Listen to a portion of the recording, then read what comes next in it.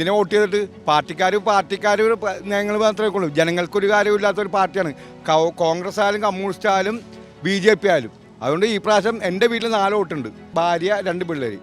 അതുകൊണ്ട് ഈ പ്രാവശ്യം ഞങ്ങൾ തീരുമാനിക്കണം, ഞങ്ങൾ വോട്ട് കൊടുക്കൂലെന്ന്. ഒറ്റ കാര്യത്തിൽ അത് തീരുമാനിച്ചിരിക്കണേ.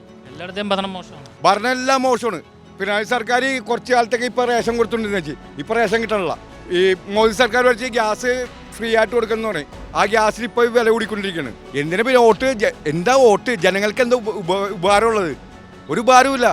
ഇപ്പോൾ 10 വർഷം പിണറായി സർക്കാർ ഭരിച്ച് എന്താ ജനങ്ങൾക്കുണ്ടായി? എനിക്ക് മറ്റേ ഭൂമി പാസ്സായതാണ്. എനിക്ക് വീടില്ലാണ്ട് ഞാൻ വാടക താമസിക്കുന്ന 8 വർഷമായി. എനിക്ക് വീടില്ലാത്തതാണ്. ആ വീട് പാസ്സായിട്ട് അത് ഒരു ക്യാൻസർ രോഗിയാന്ന് പറഞ്ഞാൽ അയാൾക്ക് കൊടുത്ത്. അയാൾക്ക് ആ വീട് ഇട്ടില്ല. പിന്നെ എന്തിനാ ഈ പാർട്ടിക്ക് എന്ത് പാർട്ടിയാണ് ഉള്ളത് ഇവിടെ? ഏതാ പാർട്ടിയുള്ളത്? ജനങ്ങൾക്ക് ഉപകാരമുള്ള പാർട്ടികളെ സംബന്ധിച്ച് ഇപ്പോൾ ഏറ്റവും കൂടുതൽ എന്താണ് 2020 അവർക്ക് വോട്ട് ചെയ്യുക. സ്ഥാനാർത്ഥി ഉണ്ട്.